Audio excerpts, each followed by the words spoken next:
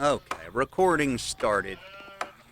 Goman Snana coming in here with another Low Elo Legends match. This one, the finals.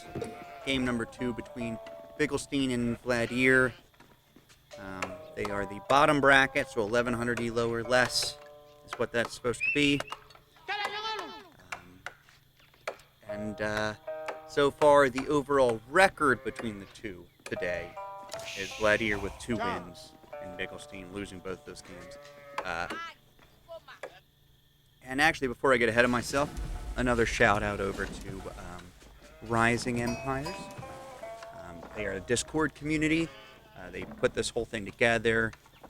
They do it every single week. It's awesome. I love low Elo tournaments because those are the tournaments that all of us average Joes get to actually participate in. And so I think that's something that's worth supporting.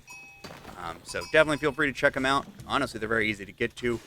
I'm a terrible streamer, so I don't have any commands set up, but I found them just by Googling Age of Empires 4 communities. And there were multiple people suggesting them on Reddit and stuff like that. But obviously, if you just search Rising Empires AoE 4, you're going to find some links over to them. So, back into this game. He's setting up his early gold economy. Hopefully he's going to do something with his gold this game, besides aging up, because that was a big issue you ran into. But where I cut myself off to shout out to Rising Empires there. So in the previous 2 times that these two have met, one of them, of course, was the first game of this series, Bigglestine has not had an answer for Vladyr's basically gold unit spam. And by gold unit, I don't know if that's the proper terminology that people use, but units that cost gold. So we're talking like man-at-arms equivalent, or in this case, samurai, knights, the most obvious one that most people think of. Bigglestine went for spearmen, but of course then Vladyr, which he got to the spearmen a little. I really wouldn't say it was that late, but it was a little bit late. And then Vladyr, of course, then started building archers, and for some reason, I don't know why. Maybe I'll talk to him about it, find out what was going on through his head. But he then started producing archers of his own, which are not really a counter to archers, and are definitely not a counter to knights. And he was sitting on a nice amount of gold. He didn't have access to crossbows yet, if I'm remembering correctly. Or honestly, Malians might not even have access to crossbows because I'm a noob at this game. But nonetheless, he did have access, though, to javelin throwers, which would have been an answer for the archers. So I'm not and they cost gold, but he had gold, thanks to this pit mine, which he had in the last game. So I think his thought process is still there, where he wants this strong gold economy where he doesn't need to be constantly microing villagers to maintain it. But we're going to see if he's able to handle the samurai spam, because I feel like Vladyr, if it ain't broke, don't fix it. That's going to be his, that should be his thought process here. You might as well just keep doing it. There's no need to get too innovative here. Try and secure yourself that victory with the big bragging rights. If you don't care about bragging rights, why would you even be here? Okay. Oh, he's got the Mansapori up.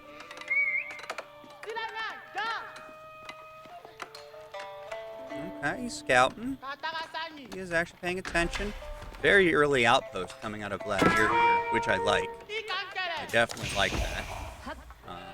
Especially with how their games have been going.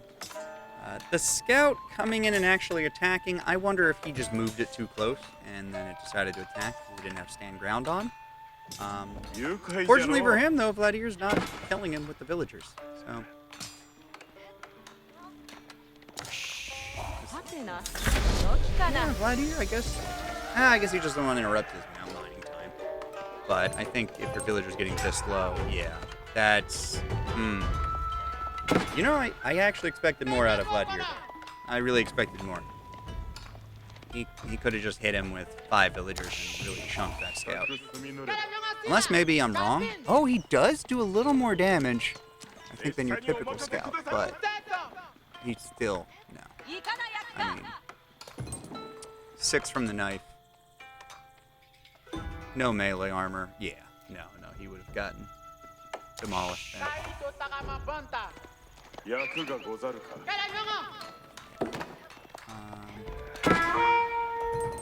Oh, they are called warriors.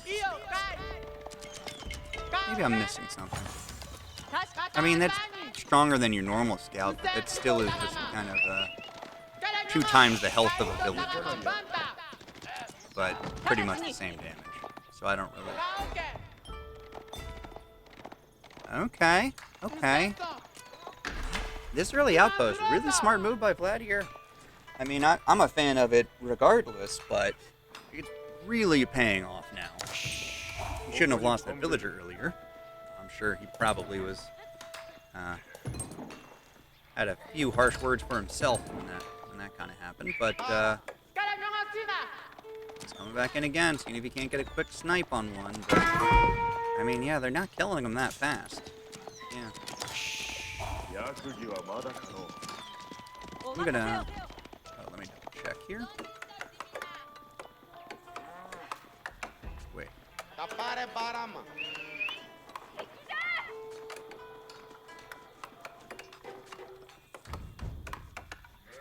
Well, this is how much of an expert I am. Sure, the scouts just automatically called warrior scouts, I guess, because 90 food is more expensive than a normal scout. Yeah. Oh, and there goes one of them. I don't see any villager bodies dissolving into the earth, so... I mean, I respect the early harass. It's trying to deny a little bit of gold income, and as we discussed earlier, gold income really is what Vladyr's all about. Ooh, another villager goes down. I am actually surprised. That's definitely, I mean, I view that as worth it, even if the food exchange is uneven. We all know workers' value is, I mean, it's kind of linear, not really exponential, but...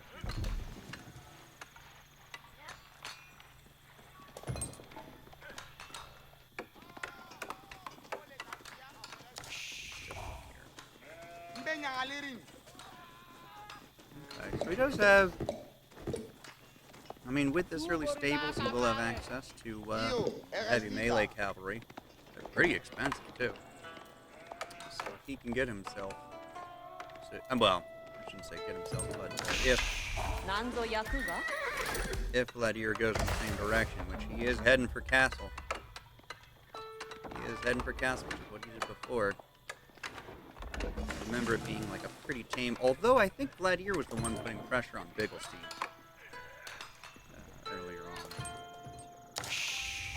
I remember he was at least hanging out around Bigglestine's base. But I think Malians are have a much stronger early game presence. I'm trying to remember what faction he was actually playing before.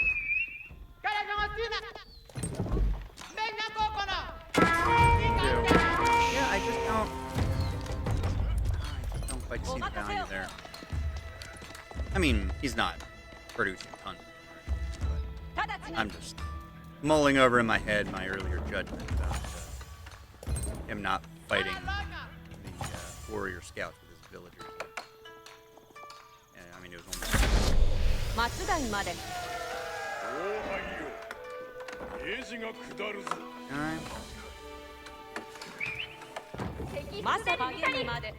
Oh, he's right. Place is Yorishiro. Yeah.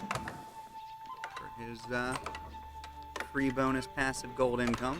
So both civilizations are going to be sporting a passive gold income. But Bigglestine's gold income is exploding. He is not being contested here. You know, I may have had some criticisms, but... Oh, here's the first mounted samurai, so it's definitely going a similar direction. However, Bigglestine, I think by distracting Vladyr, he may have realized possibly a little bit of an Achilles heel. That when you put the pressure on Vladyr, he might not actually he might actually get a little stunted. His growth in general might get a little stunted from that kind of behavior. Because right now, similar villagers, but I'm always a fan of the person who has a really solid gold income. There's just a lot more you can do with that. Vladyr's catching up, but if you compare this to their previous 2 games, I would say this is a substantial improvement for Bigglestine. Not saying this is going to result in anything amazing, but he is at least not playing from right now. If anything, I would say he had a very slight edge, but now Vladyr's getting his so. There's the corral again. Uh-oh. Here we go. We have stables here. An archery range here. Okay, yeah, so Malians don't have access. Sure. But he does have access to sofas, which he's only now starting to produce. Food income. It might be because of that reliance on the corral.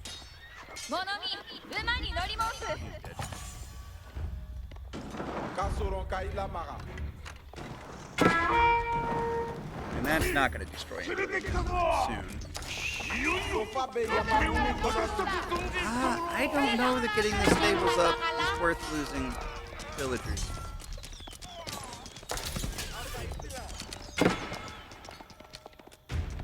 Here we go, our first sofa.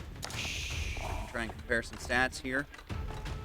Has a slight bonus against infantry, 20 damage.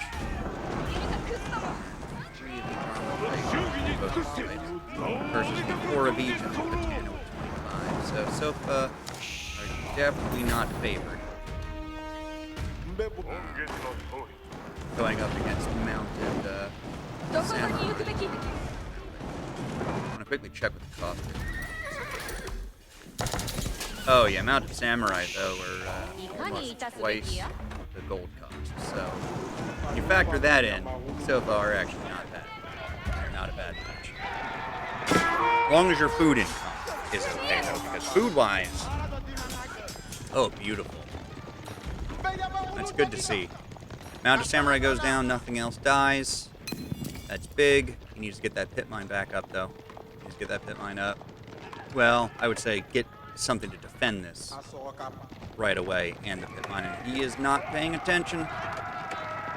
Maybe he is, and he's just trying to get out of the way.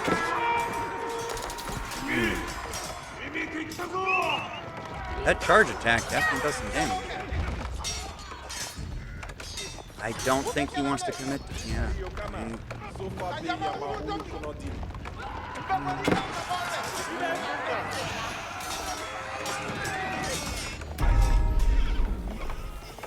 Not bad, not bad. Yeah, if he can keep getting damage on before they get their little one-hit shield. Now he needs to pull back. Nice. All right. We are seeing adaptations being made by Bigglestine, and this is why a real tournament environment is so nice.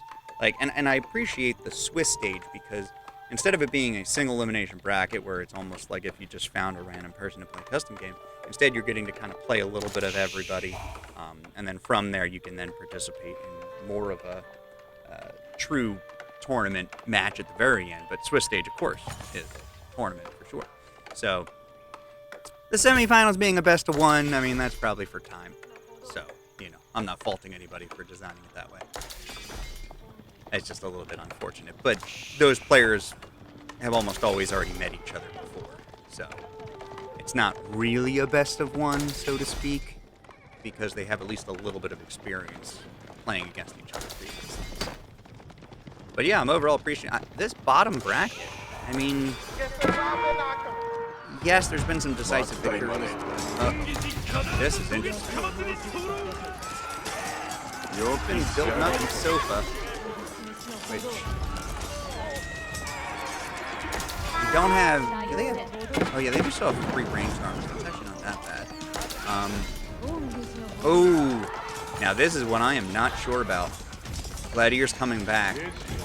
I'm not sure if that is the right call, or if he should have brought maybe most of them back and left some of them there to keep beating on those houses. Quickly pull away just to see. Yeah, because he has nothing defending. He could have probably had a couple of them just beating on those houses and lowering that gold income, potential gold income. If we go over here, yeah, I don't think he can even defend that either. Okay, he's cutting off the reinforcements, which that's good. And these guys are, that is a lot of arrows. Vladyr he's comfortable playing this game. Ooh, nice. I mean, honestly, that was as good as that could have went for him getting back out of there. A lot of denied mining time. I mean, look at Bigglestine. Now that he's got all those villagers in there. Oh, man. This should actually go Bigglestine's way as well, because those are injured samurai, so if they can't get the reset on their shield, which is one thing I do like about the archers. Typically, I mean, they're just going to tickle these samurai, right? I mean, that is... Oh, actually, 8 damage. Oh, are their bowmen more powerful than the regular bowmen? Huh. Interesting. That, or maybe I'm basing my numbers on something that's just wrong, which is totally possible. No, I think they are a bit stronger, because that's 50 lumber. So, anyway, besides the fact that they're not solely tickling, I appreciate that the archers were breaking the sheet of the samurai. So I do find them to have value against the knight equivalent, at least for that reason. Oh, and that wolf can actually get some decent value too. Because, I mean, one broken shield, and I mean, we take a look at the sofa, hits for 21 right now, so it looks like he's got one melee upgrade. I mean, that's effectively like, if it happens before they actually trade blows, I mean, that's almost, it's not a literal translation to 21 bonus damage, but in a loose way, you can kind of say it is. Because that's how much it could potentially. I guess actually 4 than normal. Yeah. Point is, it still is a lot more. And then we got one house going down. Spawn's coming. I mean, one lost house isn't the end of the world. Can't versus income by a bit, but look at that gold. I mean, and I mean the food income as well. This is looking really bad for Vladyr, actually. Oh, there was actually harassment going on over here. Oh, he's got a bannerman. Yeah, I would say this was actually really impressive by Bigglestine. The game's not over at all. You know, he's lost those units there because he's out here harassing, and he's not responding. He needs to protect his gold income. Oh, he's got time. Don't mind me. I'm making that a little more dramatic than it has to be. He can actually take his time if he's going to focus on the tankier buildings. But, yeah, with the income he has, he can produce a lot more sofas than what he's going to than what Vladyr is going to produce in the mounted samurai. What I wonder is, why aren't we seeing... here come the regular samurai, but I don't think that's really going to be any more help. I'm wondering why we don't have some spearmen coming out of Vladyr. I think he's too good for spearmen. Because yes, he does have archers here, but my point is that you lead with the samurai. So you have to have 2 different control groups, which, you know, we are talking low legends here, and I'm not talking from, you know, I'm some amazing player. But I think, just because of the disparity in the gold income, that's why I'm suggesting spearmen, you could have them follow up into these fights. And if then the sofa pull back, then the mounted samurai can, of course, be pushing onto the archers. So it puts Bigglestine carry situation. Alright, well. Okay, so he's going around for the flank on the archers. See, and this is what I mean. If those were instead spearmen, that would be a much tougher decision for Bigglestine. These players clearly have the micro potential to do these flanks. And I think if instead those samurai were spearmen and he continues to produce the amount of samurai, he puts Bigglestine in a tough spot. And the more that those archers are moving, the less damage they're doing. This looks like it's going to be a game here. And if so, that will mean there will actually be a game 3. It's technically not over. I mean, still sitting on 48. Bigglestine is supply capped right now, but he's supply capped at twice the supply of Vladyr. I think 14 more villagers, but there is not a lot of supply structure. Just don't see the samurai.